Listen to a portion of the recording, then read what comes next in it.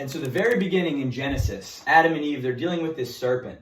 A small creature, but a very subtle creature. But what happens when you let snakes into your garden that go undealt with? They begin to tear up your garden, and they begin to grow, and they begin to grow and thrive. And they take over territory in your garden. And then all of a sudden, we see in the very end of the Bible, in Genesis, it was a serpent. But now in Revelation, it's a dragon. And it's like these things in our life. It starts with something small. It starts with one cigarette. It starts with one drink. But then all of a sudden, after a couple weeks, now it's 2 cigarettes. Now it's 3 cigarettes. Now it's 4 drinks. Now I'm drinking every day. Now my mindset is overruled by this idea of, man, I need to go get a drink. I need to go get a drink, until it leads to a spirit of alcoholism, until it leads to a spirit of nicotine, until it leads to the spirit of addiction. And that's the reality, guys. When we don't deal with these small serpents that are trying to come into our garden, these thoughts that are intrusive, that are going against what God says about you, what God says about me, what God has planned for our life, when we begin to let those little snakes just crawl and go about their business, and we're not tending our garden and keeping our garden,